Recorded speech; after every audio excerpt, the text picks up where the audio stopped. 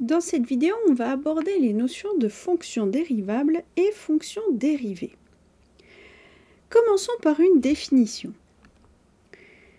Une fonction f est dite dérivable sur un intervalle d, ou une réunion d'intervalles d'ailleurs, si et seulement si elle est dérivable en tout réel a de d.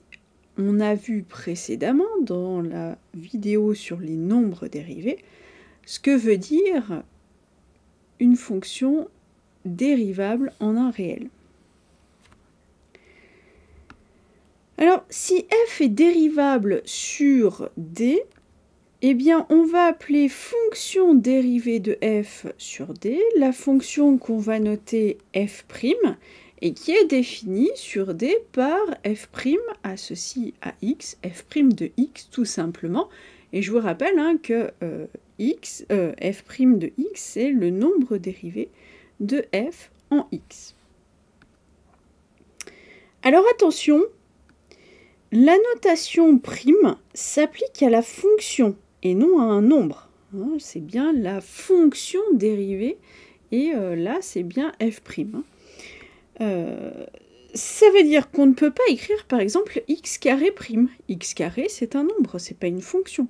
La fonction carré, c'est la fonction qui a x associé x carré, mais c'est pas le x carré. Bon, notez néanmoins que c'est un abus de notation qu'on trouve plutôt fréquemment, tout simplement parce que ça permet de simplifier un certain nombre d'écritures. Mais c'est une notation qui n'a pas de sens. Je ne peux pas prendre la dérivée d'un nombre. C'est la dérivée d'une fonction. Bon, et puis une autre remarque. Une fonction n'est pas toujours dérivable sur tout son ensemble de définitions. C'est-à-dire que D, l'ensemble sur lequel la fonction est dérivable, peut être plus petit que l'ensemble sur lequel la fonction est définie. On a déjà vu un exemple très simple de ceci, c'est la fonction racine carrée. La fonction racine carrée qui est définie pour tout R+, eh bien on a déjà démontré qu'elle n'est pas dérivable en 0. Et on pourrait démontrer qu'elle est dérivable sur tout R étoile plus. Bon, une propriété, si f est dérivable sur i, alors f est continu sur i. À vrai dire, on a déjà démontré que si f est dérivable en x0, alors f est continu en x0. Bon, là, on dit simplement que i, c'est l'ensemble de tous les x0, d'accord? Donc, finalement, il n'y a rien de plus que ce qu'on connaît déjà. Attention, remarque, de la même façon que la réciproque était fausse pour le nombre dérivé, ou fonction dérivable en un nombre particulier, eh bien, la réciproque est fausse ici aussi. Si f est continu sur tout i, f n'est pas forcément dérivable sur tout i. Encore une fois, prenez la fonction racine carrée. Elle est continue sur R+, elle est dérivable sur R+ étoile. Bon, voyons maintenant les fonctions dérivées des fonctions usuelles. Alors, on va commencer par citer un certain nombre de dérivées classiques. Alors, on a la fonction constante, qui est définie sur R, dont la dérivée va être tout simplement 0. Alors, pourquoi? C'est pas très compliqué. Allez, je vais me mettre ici. Rappelez-vous, pour calculer un nombre dérivé, il faut qu'on prenne la limite lorsque, alors, h, par exemple, tend vers 0, de f de a plus h moins f de a sur h. Donc ici, comme ma fonction c'est la constante, je veux la limite lorsque h tend vers 0 de k moins k sur h, c'est-à-dire la limite de 0, ça fait 0. La fonction x a pour dérivée 1 et ça pour voilà, quel que soit x appartenant à R. Alors, à nouveau, voyons ce que ça donne. Et bien, on va reprendre notre fonction. F de A plus H, bah maintenant ça me donne A plus H, moins A sur H. Les A se simplifient, les H vont se simplifier et il me reste 1, tout simplement. La fonction qui a x associe x carré a pour dérivée la fonction qui a x associe 2x. À nouveau, c'est défini sur tout R, il n'y a aucun souci ici. Alors, encore une fois, on peut vérifier. Ça se fait sans trop de problèmes. Alors, c'est un tout petit peu plus compliqué quand même. Ici, je vais avoir a plus h au carré, moins a au carré, sur h. Remarquez qu'on a déjà fait ce calcul pour les nombres dérivés. Bon, c'est pas grave, on peut recommencer. Donc, c'est la limite, lorsque h tend vers 0, de... Eh bien, je vais avoir a carré moins a carré qui vont se simplifier. Donc, il va me rester 2ah plus h carré sur h. Maintenant, ça fait la limite. Lorsque h tend vers 0, je simplifie mes h. Il va me rester 2a plus h. Et lorsque h tend vers 0, ça me fait 2a. Alors, notez qu'ici, j'ai gardé la notation avec les a. Bon, on pourrait prendre la notation avec les x pour avoir vraiment ce qu'il faut, mais le nombre dérivé, le f' de a vaut 2a, donc le f' de x vaut 2x. Bon, on pourrait montrer de façon similaire que x cube, la fonction cube va avoir comme dérivée la fonction qui a x associe 3x carré. De façon générale, avec un n entier non nul, x puissance n, la fonction qui a x associe x puissance n, va avoir comme dérivée la fonction qui a x associe n, x puissance n moins 1. Et on peut vérifier qu'effectivement, les formules qu'on a données avant sont bien cohérentes. La fonction inverse, f de x égale 1 sur x. Alors attention, celle-là, elle est définie sur R étoile, je n'ai pas le droit de diviser par 0. Eh bien, on peut démontrer que sa dérivée, c'est la fonction qui a x associe moins 1 sur x carré. Allez, on regarde pourquoi. Alors, si je reprends, ça va me donner quoi? Donc, je veux la limite de donc f de a plus h, 1 sur a plus h, moins f de a, 1 sur a, divisé par h. J'ai donc la limite, lorsque h tend vers 0, de...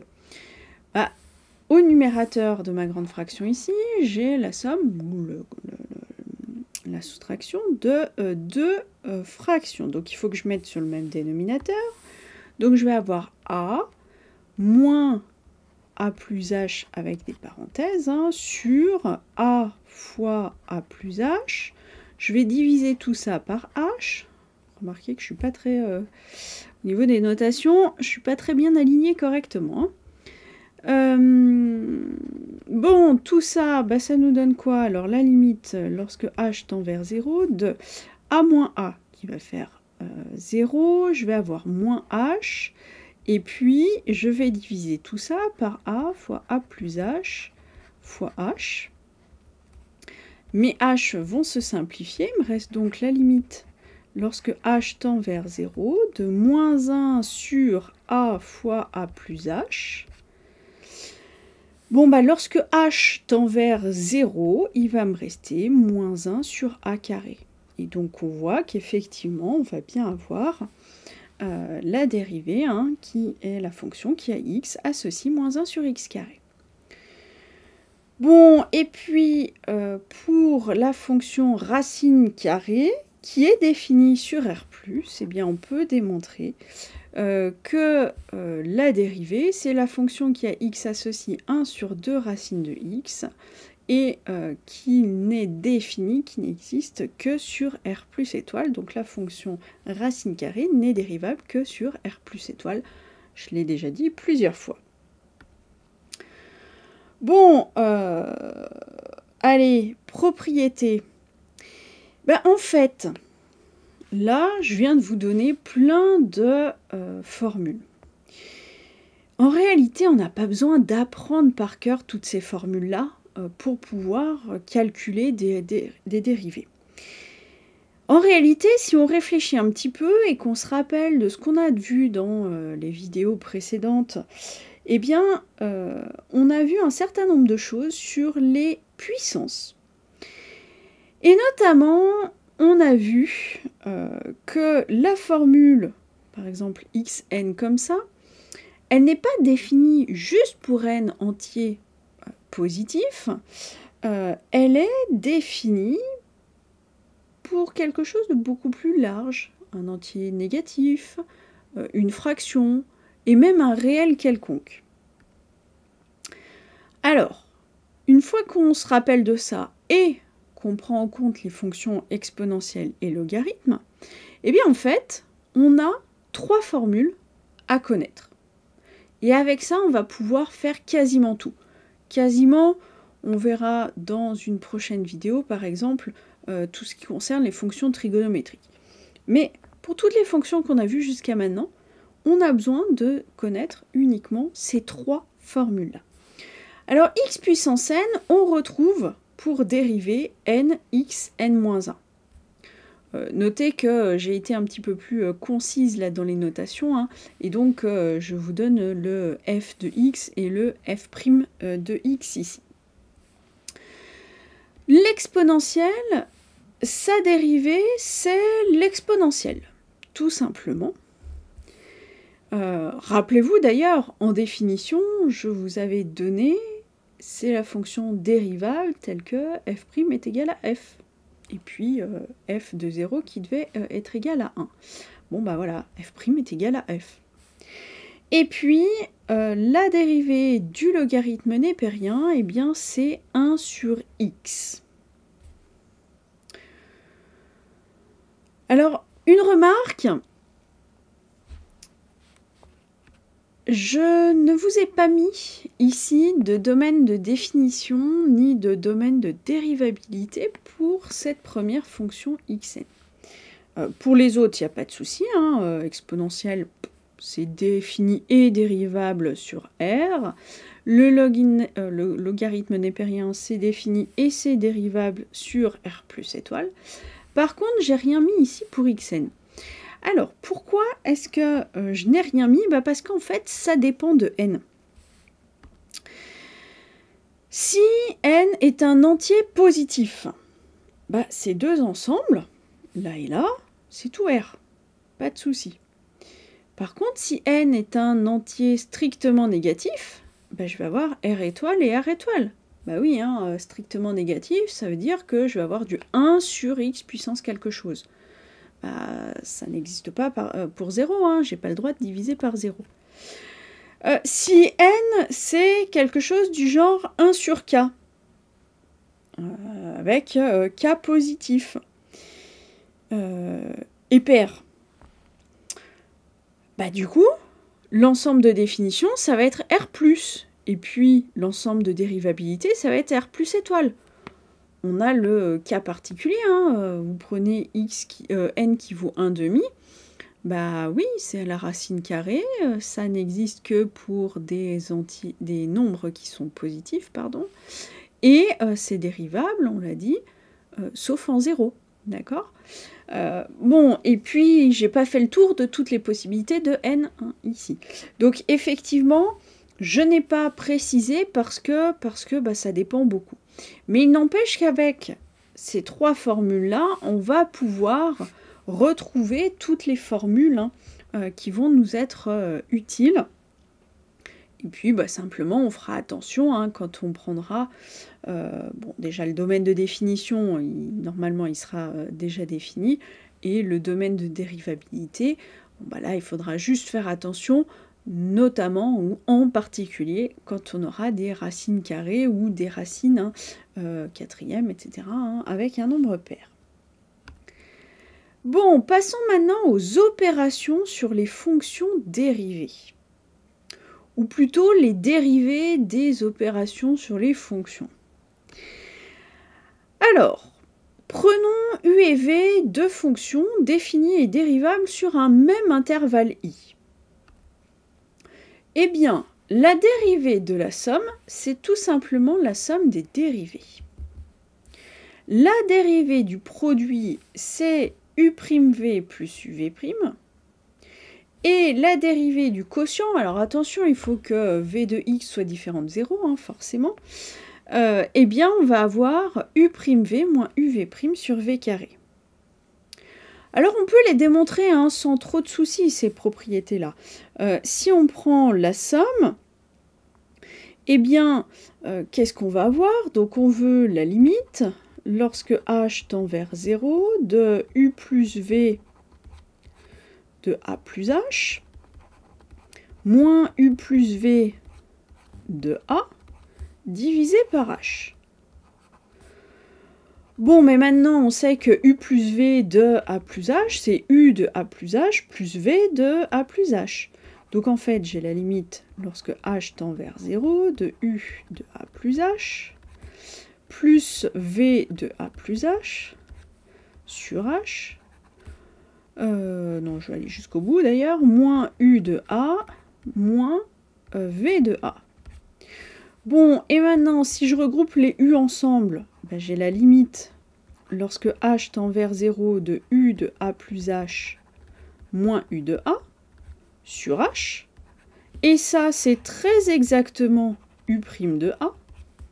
Et puis, je vais avoir la limite, lorsque H tend vers 0, de V de A plus H moins V de A sur H.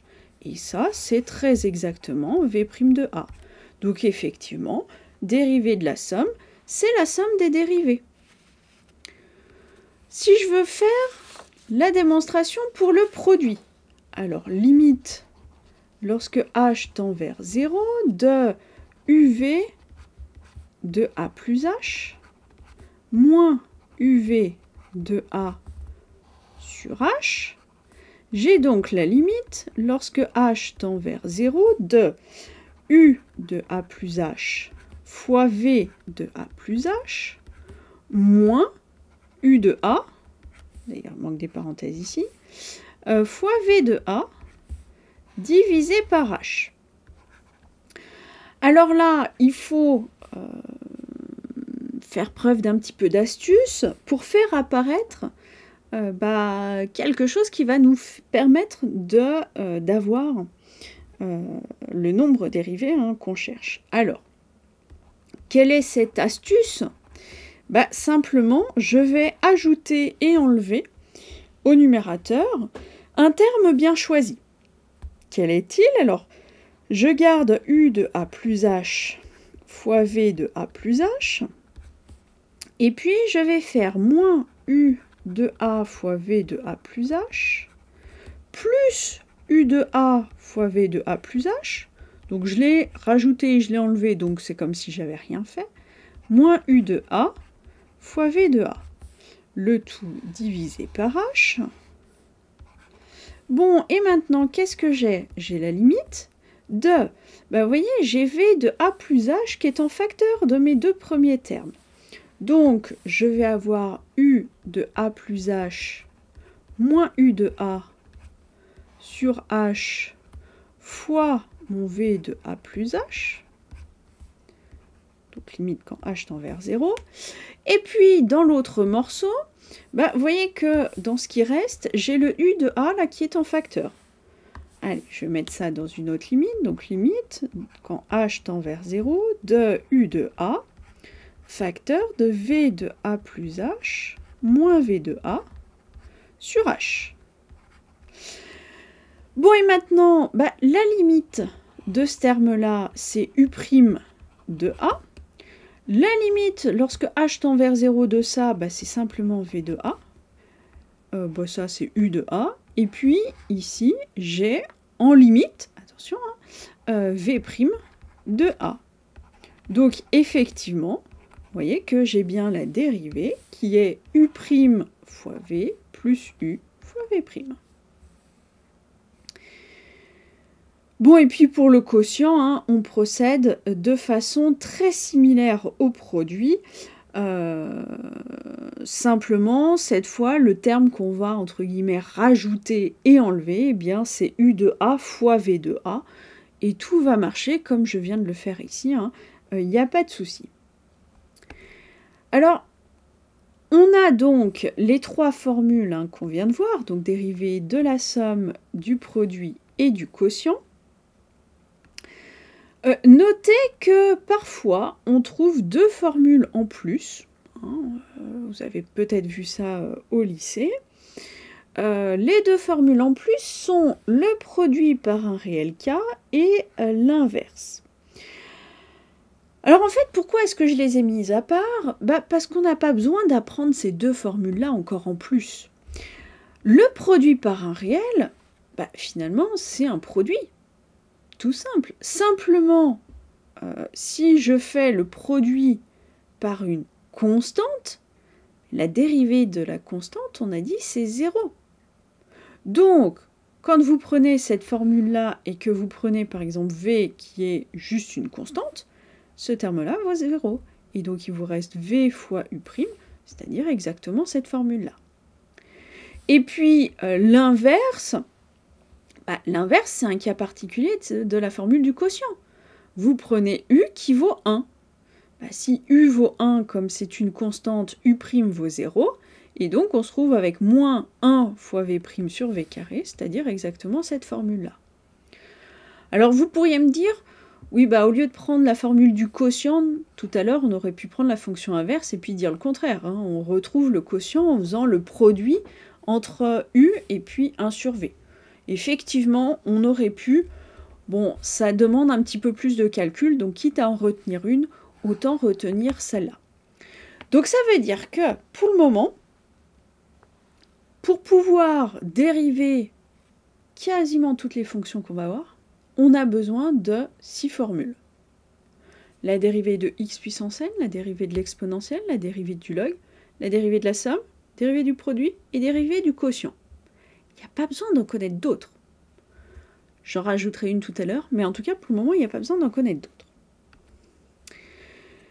Alors, en application de ces formules, et comme on sait que toute fonction polynôme peut s'écrire sous la forme f de x c'est anxn plus an-1 xn-1, etc., etc., on peut démontrer que toute fonction polynôme est dérivable sur R.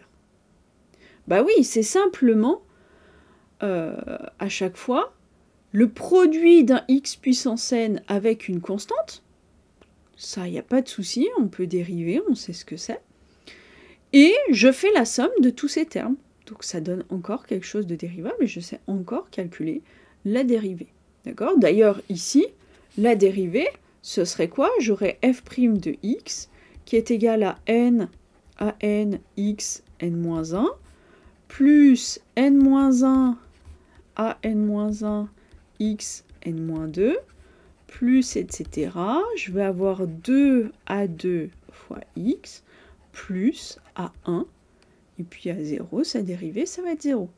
Je prends vraiment terme à terme, je fais la somme, et puis je multiplie par la constante, et je fais la somme. Allez, faisons un certain nombre d'exemples. Alors, on commence par la fonction f, définie sur R par f de x, c'est égal à moins 4 fois x carré. Alors, quelle forme on a? Ici, on voit qu'on a quelque chose de la forme f est égal à u fois v, ou k fois u si on a appris cette formule-là, mais on a dit il n'y a pas besoin. Donc, c'est du u fois v, où on a u de x qui est égal à moins 4, et v de x qui va être égal à x carré. On fait bien attention au niveau des notations. Là, si je dis f, j'ai UV, n'allez pas mettre du x que d'un côté. C'est soit j'ai l'égalité des fonctions comme je l'ai fait ici, soit j'ai l'égalité des nombres comme je l'ai fait par exemple ici. Bon, une fois que j'ai ça, alors, u et v sont dérivables sur R, il n'y a pas de souci ici. Et puis on va avoir u' de x qui est égal à 0, et v' de x qui va être égal à 2x. Donc on va avoir f qui est dérivable sur R, et on va avoir f' qui va être égal à u'v plus uv'.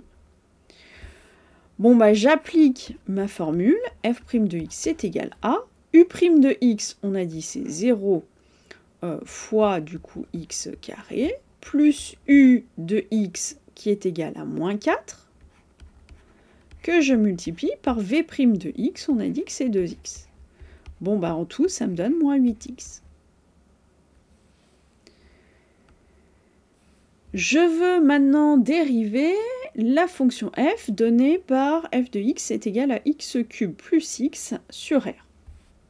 Alors, je vais dire qu'ici, c'est une forme f est égal à u plus v, où on a u de x qui est égal à x³ et v de x qui est égal à x. Alors, je détaille un petit peu moins. U et v sont deux fonctions qui sont dérivables sur R. On va avoir u' de x qui est égal à, alors on se rappelle, x puissance n, sa dérivée c'est n, x, n-1. Donc le n c'est 3, x, et je descends d'une puissance, donc du coup il me reste 2. Et puis v' de x, et bien x c'est x puissance 1 si vous voulez, donc je vais avoir 1 fois x puissance 0, c'est-à-dire 1. Je vais avoir donc f qui est dérivable sur tout R, et je vais utiliser la formule f' qui est égale à u' plus v'. Du coup, je vais avoir f' de x qui va être égal à u' de x. Ouais, je vais remplacer directement. U' de x, on a dit que c'était 3x carré, plus v' de x, c'est-à-dire 1. Allez, je veux dériver la fonction f donnée par f de x égale x fois racine de x. Alors comme j'ai une racine carrée, forcément ma fonction n'est définie que sur R+. Alors on a une forme f qui est égale à u fois v, où on va avoir u de x qui est égal à x et v de x qui est égal à racine carrée de x. Attention, v n'est dérivable que sur 0 plus l'infini ouvert en 0, ou sur R plus étoile. U est bien dérivable aussi sur le même ensemble de définitions. Sur le même ensemble, c'est pas un souci, puisque de toute façon U va être dérivable sur tout R. On va avoir U' de x qui est égal à 1 et V' de x. Alors, on se rappelle, on a dit racine de x, je peux aussi dire que c'est x puissance 1/2. Donc, dérivée, je vais avoir donc 1/2 fois x puissance 1/2 moins 1, n-1, donc 1/2 moins 1, ça fait moins 1/2, c'est-à-dire 1 sur 2 racine de x. La formule f', ça va être égal à u'v plus uv', et donc f' de x, d'ailleurs je n'ai pas précisé, f est dérivable que sur R plus étoile. Attention. Et puis donc f' de x, eh bien ça va être égal à, alors u' de x, on a dit ça vaut 1, fois v de x, racine de x, plus u, c'est x, fois v', 1 sur 2 racine de x. Alors je peux réécrire ça en disant que c'est racine de x plus x sur racine de x, ça fait racine de x, donc racine de x sur 2. Bon, bah ça me fait 3 racines de x sur 2. Encore un exemple. Je prends la fonction f qui est définie sur R privé de 3 par f de x qui est égal à 2x plus 1 sur x moins 3. Alors, quelle est cette forme? Bah, c'est simplement f qui est égal à u sur v, où on a u de x qui est égal à 2x plus 1, et v de x qui est égal à x moins 3. Alors, mes deux fonctions u et v vont bien être définies sur tout R, et en particulier sur tout R privé de 3. Et puis, donc, je vais avoir u' de x qui est égal à 2 et v' de x qui est égal à 1. La formule, on sait que f', ça va être égal à... Alors attention, ici, il ne faut pas se tromper de sens. u'v moins uv' sur v carré. Et puis, donc je ne l'ai pas précisé, mais f va être dérivable sur tout R privé de 3. Et puis, donc, f' de x va être égal à, eh bien, u' de x, on a dit que ça valait 2, v de x, c'est x moins 3, moins u de x, c'est 2x plus 1, fois v' de x, qui vaut 1, divisé par v, c'est-à-dire x moins 3, au carré. Vous voyez d'ailleurs que ça n'existe pas pour x est égal à 3. Bon, je peux ici simplifier mon numérateur. Alors, je vais avoir 2x moins 3, moins 2x, 2x moins 6, pardon, moins 2x moins 1, sur x moins 3 au carré. Les 2x vont simplifier, il va me rester moins 7 sur x moins 3 au carré. Quand on peut simplifier le numérateur, on le fait bien évidemment. Par contre, le dénominateur, on n'y touche pas, on laisse bien le carré comme ça. Ce sera bien utile pour ce qu'on voudra en faire après. Allez, encore un exemple. Je veux calculer la dérivée de f de x donnée par 3x carré moins 5 au carré sur R. Alors ici, je reconnais f qui est de la forme u fois v, où on va avoir u de x qui est égal à 3x carré moins 5, et puis v de x qui va être aussi égal à 3x carré moins 5. Je vais avoir mes fonctions u et v qui sont dérivables sur tout R. U' de x va être égal à, alors je vais avoir 2 fois 3 fois x, moins 0, donc j'ai 6x, et ça c'est bien évidemment égal à v' de x. F' va être égal à u'v plus uv'.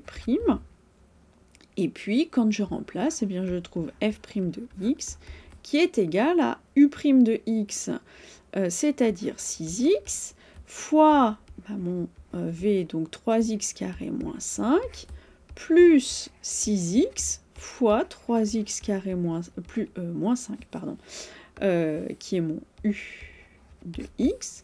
Et donc, ça me fait eh bien, 12x, facteur de 3x carré moins 5. Bon, alors, avec ces formules-là, on peut presque tout faire. Notez que ce dernier exemple, j'ai traité mon carré en disant que c'était 3x carré moins 5 fois 3x carré moins 5, mais j'aurais pu aussi dire c'est 3x carré moins 5 mis au carré, et donc dire que c'était la composée de deux fonctions. Eh bien, il se trouve qu'on a une formule pour calculer la dérivée de fonctions composées. Alors, prenons une fonction f qui est égale à g rond u, donc composée de g avec u. Ça veut dire que pour tout x, dans le domaine de définition, on va avoir f de x qui est égal à g de u de x. Eh bien, f va être dérivable en un x0 si u est dérivable en x0 et g est dérivable en u de x0. Si c'est le cas, eh bien f' de x0, c'est-à-dire g rond u' de x0, ça va être égal à u' de x0 fois g' de u de x0. Et donc, on va avoir, formule générale, g rond u' qui est égal à u' fois g' rond u. Alors, pour démontrer, vérifier cette formule, si je prends f de x moins f de x0 divisé par x moins x0, qu'est-ce que j'ai? J'ai donc g de u de x moins g de u de x0 divisé par x moins x0.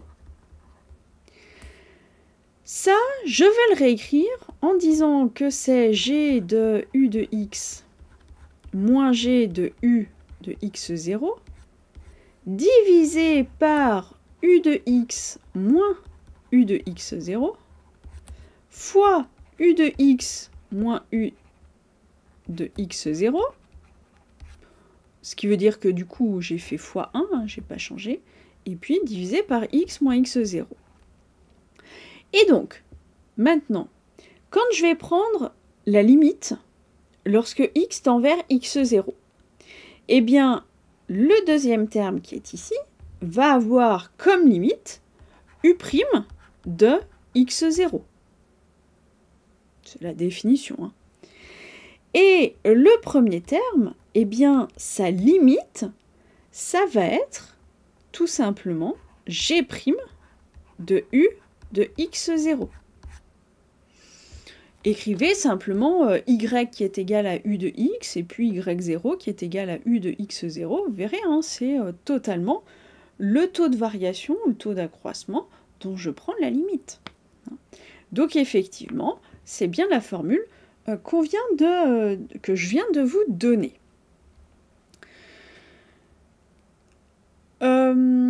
Remarquez que grâce à cette formule générale, on retrouve certaines formules qu'on apprend parfois, notamment au lycée. Par exemple, on apprend des fois que e de u, donc quand je prends l'exponentielle de un certain u, eh bien la dérivée, c'est u' fois exponentielle u. Oui, c'est simplement une application de la formule qui est ici. J'ai exponentielle u, c'est g rond u avec g de x qui est exponentielle de x. On sait que g' de x, c'est e de x. J'applique la formule, j'ai u' fois g' rond u, ou g' de u, c'est-à-dire exponentielle u. Donc en fait, cette fonction exponentielle u, j'ai pas besoin de connaître sa dérivée, du moment que je connais la dérivée de la composée. Pareil, on apprend parfois log de u. Log de u, c'est du g rond u avec g de x qui est log de x. La dérivée, on sait que ça nous donne 1 sur x. Et du coup, la dérivée de log de u, c'est u' fois 1 sur u, c'est-à-dire u' sur u. Pas besoin d'apprendre une autre formule. C'est la dérivée, la formule de la dérivée de la composée. On voit aussi des fois u puissance n. U puissance n, c'est g rond u ou g de x qui est égal à x puissance n. Bon, là, il n'y a pas besoin d'aller bien plus loin. Hein. La dérivée, ça va être n xn-1, et puis je vais avoir donc u' fois n fois u puissance n-1, etc., etc. Donc, si on fait le bilan, on n'a pas besoin d'apprendre 15 000 formules. Hein. Il nous faut 7 formules. La dérivée de x puissance n, la dérivée de l'exponentielle, du logarithme, népérien, la dérivée de la somme, du produit, du quotient et la dérivée de la composée. Et avec ça, on arrive à faire à peu près tout, en tout cas tout ce qu'on aura besoin de faire pour le moment. Bon, allez, voyons quand même un exemple avec cette composée. Je veux calculer la dérivée de la fonction f, où on a f de x qui est égal à 3x carré moins 7x plus 2 divisé par 3x plus 1 puissance 6. Alors on voit que f, c'est de la forme u sur v, où on a u de x qui est égal à 3x carré moins 7x plus 2, et puis v de x qui est égal à 3x plus 1 puissance 6. Alors là, pour le moment, j'ai pas besoin de cette formule de la dérivée de la composée. Oui, mais le u, pas de souci, c'est un polynôme tout simple. On peut calculer sa dérivée sans problème. U' de x, ça va nous donner 2 fois 3 qui fait 6 fois x puissance 2 moins 1 qui fait 1, moins 7, et puis c'est tout ce qu'on va avoir. Par contre, pour v de x, enfin pour v, bah, c'est un peu plus compliqué. On ne va bien évidemment pas développer le 3x plus 1 puissance 6. Ça ferait beaucoup trop de calculs, puis ce serait pas très pratique et pas très utile, compte tenu de ce qu'on fait en général avec nos dérivés. Mais on n'en a pas besoin.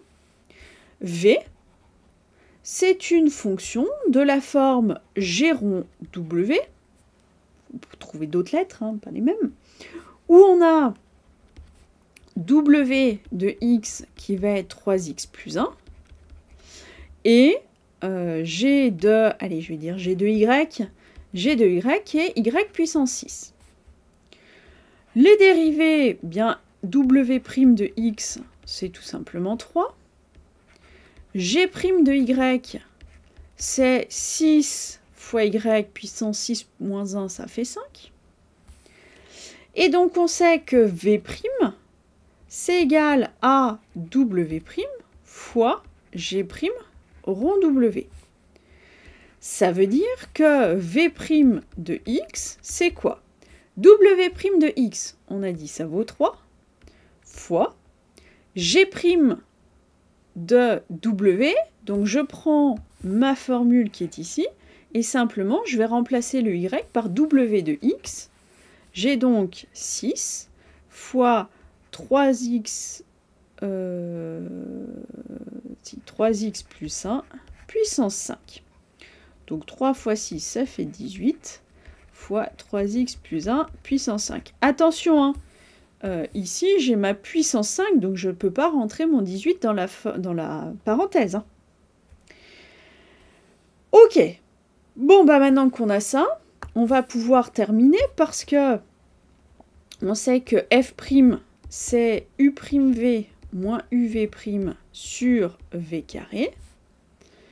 Donc j'ai f' de x qui est égal à, alors u' de x, il est ici, 6x moins 7, j'oublie pas les parenthèses, que je multiplie par v de x.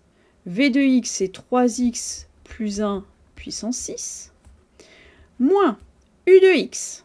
U de x c'est 3x carré moins 7x plus 2, que je multiplie par v' de x. V' de x, on vient de dire ici, c'est 18 fois 3x plus 1 puissance 5. Et je divise tout ça par v au carré, c'est-à-dire 3x plus 1 puissance 6, le tout puissance 2. Et je ne m'arrête pas là, je vais simplifier cette grande fraction. Alors, qu'est-ce que j'ai?